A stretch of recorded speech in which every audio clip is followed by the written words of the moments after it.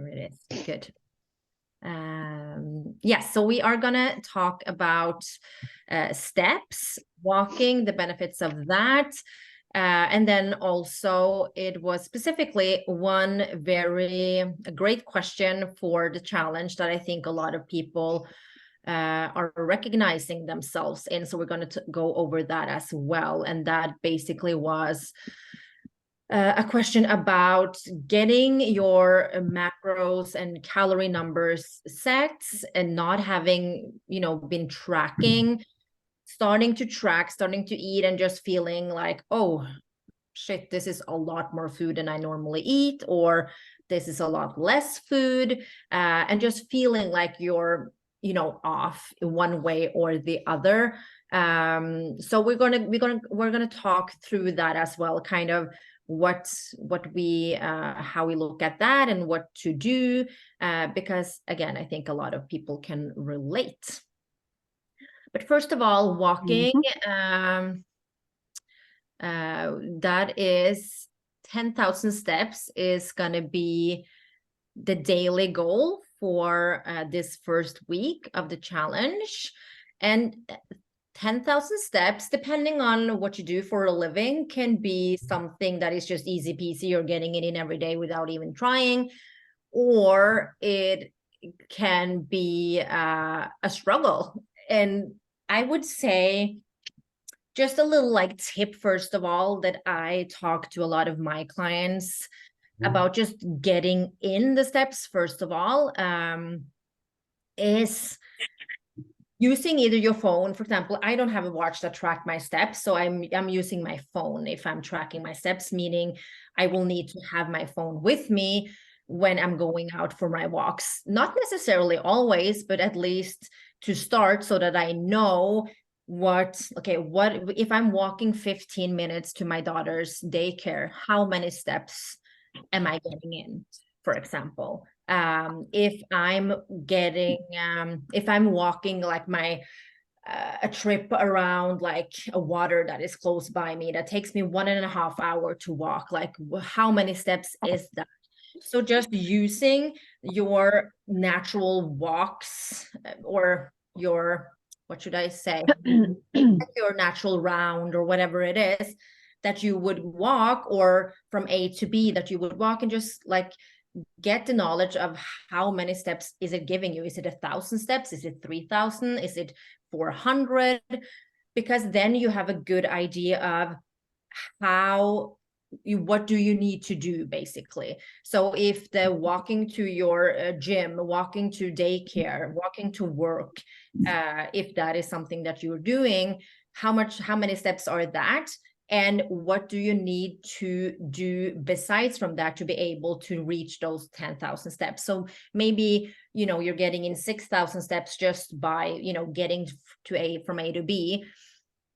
Now you need to intentionally get in 4,000 steps. That's outside of that. And what does that mean in time? Does it mean 20 minutes? Does it mean 40 minutes? Does it mean an hour? So just just taking a note of how much time it takes you to get in a certain amount of steps just makes it at least you're getting a clear picture of what it entails. Do you have anything to say about that, ladies? I was just going to say a little bit more of what you just already touched on. Kind of like when you first start tracking steps, I think it's easiest if you can just find your baseline first. So you kind of find your baseline about where you are. And it's kind of surprising sometimes, especially for ladies who work on a computer, or sit most of the day. Okay, what do I need to do before work? What do I need to do at lunch? Can I add anything in between there? Can I add 3 to 4 10-minute increments of walking while I'm on my phone, walking in between time, just little teeny things like that to add on top of that baseline to see what you can build into. And then just know that it's not going to be perfect. Like, you're not going to wake up tomorrow and have 10,000 steps in. You might, I guess, depending on what your work is, but just kind of find where you're at and see where you can build each day. And steps are like the easiest thing to me because I feel like it's free and Mhm. it's easy to apply anywhere you go to get up and walk around. So I love kind of building on steps, but that's just kind of my tip. Find in the day where you can take 10 minutes and walk around. Like right now, I don't even know where I am. Yeah. Help. Around the corner somewhere, walking. Yeah. So I think just jumping straight into like benefits of walking, I think a key thing is like it's free. Like you don't need to pay for walking. Mm-hmm. And that is, I think, if we're talking about holistic health in general, a lot of the things that we that is good for us is free, and I think that is something that is we need to remind ourselves of, because most things cost and quite a lot. So so it's free, and you are hopefully, or not necessarily, but getting outside as well. And that is something we're going to talk more about next week, the benefits of getting outside. But it's just, it takes you out of a static position, right? That is not natural for us. It's not natural for us to being in a sitting position hour after hour after hour, day in and day out. So just like looking back at where we come from, basically we have been in motion. So it will benefit even like muscle health, bone health, joint health, um, improved posture even is something that we can just by being up, walking our core. Digestion is something that it can be improved, just movement in general. But just walking without it being anything more integrated than that can improve digestion, and just weight management. It can be a great tool for fat loss. And one of the ways it's a great tool for fat loss is because it's not a stressor for the body at all, basically, or very little, if any. So you can do a lot of it as long as you have feet that are functioning, and knees, and everything. It's not an added stress, while certain forms and many forms of training will also be a stress for the body, even if that's a good kind of stress. Like we have talked about many times, we need to have a good overview of our total stressors in life, and our training will kind of count into that. So if we can add on more walking, then that's a form of movement that aligns with, for example, fat loss, that does not qualify as a stressor. So it's just it's a win-win-win situation, basically.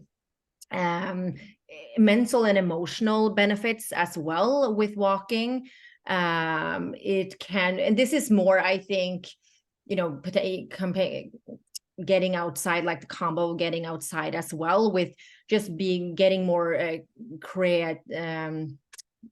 getting that creativity going with, I would say, like maybe more in combination with nature, Mm-hmm. of getting more creative, just getting those endorphins running, feeling a calm, feeling like at one with earth in a way. Like it's so many ways that it kind of calms you and just gives you endorphins and boosts you, basically. And I would say, I don't know what you guys say, but I would say most likely that is more when you're doing it outside, maybe not as much on the Yeah. treadmill. I, At the I same think time, I think I notice some creativity when I'm walking on my treadmill too. Like I feel like that movement allows my brain to just better, like that movement helps me to think better. I definitely feel so I feel like I have some creativity when I'm walking on my treadmill, but I feel like when I'm outside, I get way more of a sense of like peace and like stress coming down. But I notice even when I incorporate my walking pad, which we're giving that away today. So stay tuned for that. I'll probably announce it on social media this afternoon. But I even notice when I have used my walking pad and I'm walking, even just really slowly while I'm working, I feel like my brain is able to stay focused on my work way more easily than if I'm sitting in a chair for long hours. So that was a benefit I didn't expect with incorporating the walking pad with my desk.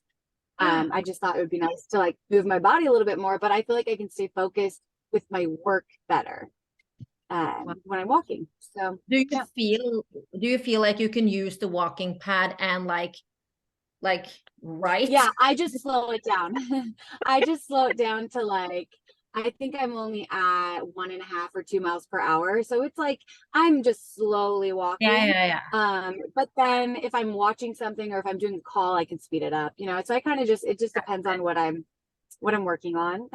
I'll adjust the Because it speed. also like But yeah. takes you away from that static movement and just keeps you like in motion and keeps you going. And yeah, for sure. Yeah. And I also think this time of year, well, we're all in different places, but this time of year, it starts to get a little cold. It's like a little hard to talk yourself. It's darker. I was actually just talking to Craig about this last night. I was like, gosh, I want to get up and walk at 6 a.m. And I know it's safe where we live, but just having it be cold and dark makes it like that much harder to get out of my cozy bed in the morning and go. So I was even thinking a little in our group, just like cheering each other on, whoever's getting out of bed and going on a walk in the morning. We can hold each other accountable, because I think even just having a friend or like knowing someone else is going out and walking, because as soon as I get out the door on a walk, when it's that time of year and it's like cold and dark, I'm like, oh, it's beautiful and it's peaceful and I luckily I don't live like downtown New York City, like it's safe. And so all those fears that I have built up in my head really like aren't that real. But when I'm tired and it looks dark and cold outside, then they feel very real. So even just knowing like someone else is going to get outside, you can leave a comment on the group and just let everyone know you're getting out for your morning walk, and we'll all cheer you on. So I also think too, it's easy to say like the weather's not good, so it's going to feel terrible to go on a walk, but just get outside. Like I have walked on some of the snowiest, worst days, and they end up being great. Like just dress appropriately and you'll be so glad after. Like you won't regret. I don't think I've ever regretted a walk. I was thinking So about that. Like keep a that in workout mind too. for 30 minutes. Yeah. Yes. You can use it like when Easy it to gets talk yourself out of it. you can use it in two ways. You can either use it as a walk and cold therapy, like on purpose being cold, or really dress for the weather. And I think that that is something we are really good at here in Yes. Norway. Like you wool underneath, wool all the way, and then layer Yeah. on here. You're not going to be cold if you dress properly, or again, but you dress or Take for the layers cold off at the end. on purpose, and that is something that I think David is going to talk a lot more about in 3 weeks. So then we can hear more about the benefits of not just a cold plunge, but also just being cold in general. Yeah. Did you, so Henrietta, since I was on a few minutes late, did you talk about the nutrition goals? Because I noticed someone in the group, for some reason, a few people are having issues with submitting that form.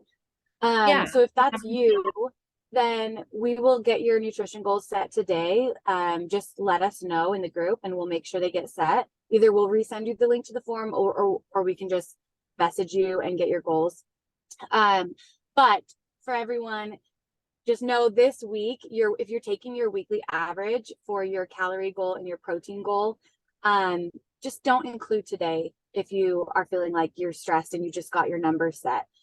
Just include Tuesday through Sunday, and that's totally fine for week 1. Like take today as like a preparation day, go get groceries. Obviously do your best to hit your goals, use it as a practice day, but just know you don't have to include it in the week. It will be okay. Don't panic. And then we'll get those that signed up late or those that have an issue with the form, we'll get your goal set today. Yeah, because I feel like a couple of have maybe done the form a couple of times and it's still not getting, so there's something there that is just off. So if you're having an issue, just let us know and we'll just message you directly and get you set up. Yeah, exactly. So I didn't say that, and we haven't taken the question yet either. That was, I think, a really good question. And I think a lot of, I talked about that in the beginning. A lot of people can relate to getting your macros or protein and calories, and you start tracking and you feel like, whoa, this is way more or way less than what I normally eat. So when we set your target, we're basing that off basically your a range of your optimized maintenance calories. That is always a range, but we're setting it off like they're, you know, in the middle somewhere. So we don't know exactly, of course, what you have been eating and then what you haven't been eating. We're setting it off from what your kind of body wants in comparison to your weight, your goals, and that you're a female, if you are, you know, all of those things that calculate that. So, and also your activity level too. So make sure that's set accurately on the app as well. That is actually something that I've done on a couple of the ones, the macros that I have set. I have seen that there's been sedentary sets, and then I'm thinking, okay, maybe that's your normal, that's what you normally are. But if you are planning on heading, you know, doing what we are doing in the challenge, you're not going to be sedentary. So I have changed that to light activity level then, just to get a more appropriate. So if you are sedentary and now suddenly you're aiming for 10,000 steps a day and you're training 4 days a week, you're probably going to feel a lot more hungry pretty quickly, or at least in, you know, a couple of weeks in. So I would say, giving the numbers that you have gotten, giving it maybe like a week and see how you're feeling. But if you're feeling like this is way off, I'm like starving, or I'm, you know, I'm force feeding myself here, like definitely message the one that set your targets, because you should have gotten a message from that person. So you can then message that person back or write in the group and say that, okay, I feel like something needs to change, because we want you to have a chance to be able to also get your points. Like you should be able to get within 10% of those targets. Otherwise, you know, it's a little, I would want that at least to be able to hit it. So, and for a lot of people, like eating, there's a lot of emotions attached to it. Maybe like if you've been chronically under eating and now suddenly we have given you a target that is like way higher than what you have been eating the last, you know, 15 years. Of course, we don't want that. So what is needed then is just communication between us, basically, and we will set you up and maybe give you some advice also for like how to move forward. Of course, that would be a lot more information than what is like what we can give in this 4-week. That would be more a one-on-one situation, but we can at least give you advice and give you like, let's have this challenge be the start of potentially a long-term goal to have you reach your goals, basically. And maybe that looks a different way than what you're thinking. So yeah.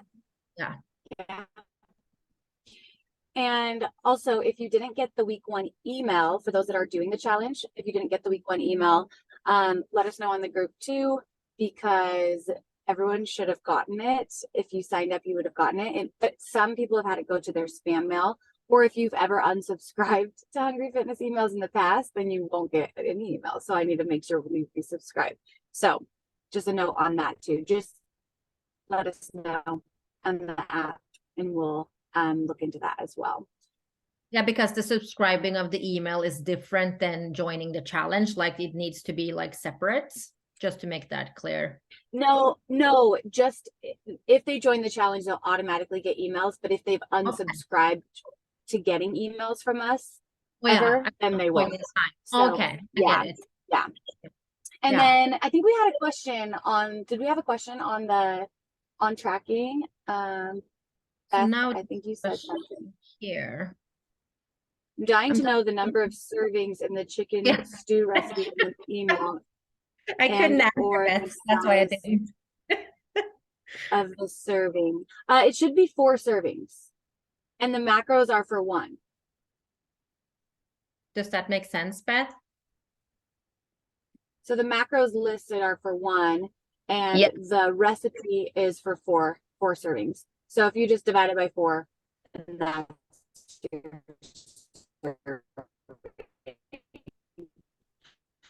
Now we lost you a little bit there. Way to do that if you don't want to like and Say divide this, again. you'll know you can just do 200. Can you hear me? Sorry, guys. I'm in my Oh, car. we lost you. It was just a lot of like, yeah, yeah. So Okay. It's four servings in the recipe, and the macros listed are for one serving. Thank you so much. I'm so excited. I want to try it. I read it right away and I was like, I'm making this tonight. And then I'm like, wait, I see the mac one, but how many is it total? Yes. What size am I getting? Got Yes. it. I decided to do 4 servings because I thought that made more sense for most people if cooking for, more than like a stew. You're not usually just doing 1 serving when you're making a stew. So Yeah. it's 4 servings. Perfect. Thank you. Yeah, of course. Awesome. Is there any And more? then there was Henrietta, there was a question on that Zoom on our, I'll pull it up here on the Zoom calls questions. It was on tracking. So it said, Oh yeah, was it the average question? every challenge I struggle with the macros starting point because I'm not actively tracking right now. I have no idea where I'm starting from. Can you give out advice on what to do at the start? For instance, should we track right now before the challenge to see at least how many calories we are consuming? Oh, okay. Or pick a goal and see how it goes. I'm used, yes. And so I think that's okay. It's okay if you don't know. A lot of people will answer, I don't know. They aren't tracking. So it's just, we want to get that information. If you're in like a calorie deficit and you've been in one and you've been in one for a while, or if you've been in a surplus for a while, we want to know that, because if you're in a calorie deficit, you may have dropped calorie intake down like 3 or 4 times by now. So your maintenance at 1300, because you're at the end of a calorie deficit, we wouldn't want to just bump you up to 2000 calories. That would be really hard for you. We'd probably find the middle ground and let you know, like, okay, we're going to start you at 1600, 1650, 1700 calories. So you're coming up out of that deficit. But you still have some room to get to that 2000. So probably halfway through the 4 weeks, we'd want to bump you up. So that's where, that's where sometimes I hate doing macro consults for that reason, because I want to give clients all the information and talk through everything. That's why we love one-on-one coaching or strategy call. But I also think, when we are giving macros for you, we just want to be as informed as possible on our end, because that makes a difference. Where you're coming from can make a difference. But if you're just eating intuitively, don't stress. We'll give you the macros based on kind of if you're at maintenance calories is what we usually will do. So that's why, where Henrietta said, if it feels like a lot of food or not a lot of food, then we'll likely want to adjust, because you've maybe just intuitively been way under eating or way overeating. And a note on that, I would say our most common issue when people have not been tracking and we give you numbers, it will feel like a lot of food at first for most women, because most of the women, if they haven't been tracking, this is what is very common. Either one, they don't eat the first half of the day. And so it feels really hard to start the day with breakfast and when they're not hungry, because a lot of times people will eat them. They won't eat the first half of the day, and then they'll overeat the second half of the day. So they wake up full and they're not hungry for breakfast. So just know, if that's you, just try eating breakfast for a few days, and likely by a week in, you'll start to have more normal hunger levels, and you'll feel like, you'll notice if you're eating breakfast, you might feel full in the morning and have to kind of like push things down, but come evening, you're not going to be like underfed, stressed, hungry, and making poor choices. So hopefully the more you incorporate breakfast, and especially foods that are satiating, like a high protein, high fat breakfast, you're going to make way better choices for yourself later in the day. And then another part of that, if your calories are feeling way high, a lot of women that start will eat really, really low calorie Monday through Friday. And then Friday night, Saturday, Sunday, they'll eat a huge surplus of calories. And so their weekly average is actually, let's say 2200, but maybe they've only eat 1400 calories during the week. So their body's used to that 1400 calories. So if we give you 1800 calories, which is a deficit, it's going to feel like a surplus. until you're at least 10 days in and you don't have that weekend high calorie like binge. So just know we're trying to give you the same amount, like ideally if you're eating, you know, the same amount of food, the same amount of protein every day, it's going to take some time for your body to acclimate to that. You might feel a little full at first, but give it 10 days, give it 2 weeks, and you'll probably notice pretty quickly, like if you don't have those high calorie days in there, that you'll be maybe even hungry come 2 weeks. So be patient, know that how you've been doing things. If it hasn't been working, like be willing to try something new. And 4 weeks is a good amount of time to like assess biofeedback and see, okay, how am I feeling? How's my energy levels? How are my hunger levels? How's my physique? Like, I'm not going to create dramatic change in 4 weeks, but am I moving in the right direction where I want to be? And then, you know, the goal is we all go into the new year feeling amazing. So, and we have habits in place to support us through the holidays. And that's also something I'm thinking, if you have been one that has been very inconsistent with your eating throughout the week, and now you start eating more consistently, it's probably going to show up differently on the scale as well. So just be prepared for scale to look, you know, show you something else than you're used to if you are one that normally goes on the scale, you know, daily or often. Yes. Especially if you guys are starting to lift and you haven't been lifting, your body is going to be sore. You're going to be pulling in more water. So just know, like, you're probably not going to get an accurate scale reading for 2 weeks. If you're lifting weights, even if you've been lifting and you're switching to the new cycle, it's a new stimulus. If you're sore at all, know that the scale is going to be impacted. And then same with, when you change your nutrition, the scale is going to be impacted. So just trust the process. Like, don't worry about the scale readings for a couple of weeks. Pay more attention to how you feel. And then know, like, that water retention should come off after a couple of weeks. And also we have to keep in mind hormones will play into that too. So if you're starting your period, if you're ovulating, as women, we're going to have those fluctuations in the scale, but know that you're, you know, trust the process, trust that you're doing the right thing, and also trust that we're here to help you. So if you feel like worried, then let us know, and we're happy to talk things through with you too. We're super excited about doing this challenge. If anyone that's on the Zoom call is a part of, you know, Hungry Fitness and hasn't joined the challenge, I did open it up today for in-app members. If you want to sign on, do it quickly. We'll let you in and we'll do your macros by end of day today, because we've had a few people ask. And I can't help but say yes. So, like, I think everyone should be doing this. So yes. I'm thinking Just also adding if you want to. Adding an advice just for future challenges also with that is regarding the question about the macros and the calories. I think it's a great idea to start tracking a few days prior to a challenge. Late, like for this, but for further challenges, you know, down the line, if you haven't been tracking, definitely start tracking when you know that you're going to be a part of the challenge, just to see where you're at, because you will then have more information to give whoever is setting your numbers, that you can provide, and you can also be more prepared for, okay, you know, where am I at, and how to then how to address the numbers that you are getting. So just like for further challenges down the line, it's never wrong to start tracking a few days before to just get some info on where you're at, basically. I think there come up a question here now. Oh, someone had to jump off, I think so. Oh yeah, okay. Hey, thank you.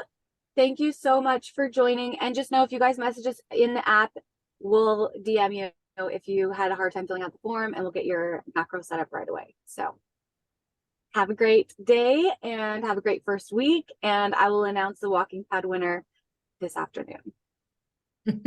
Thanks, everyone.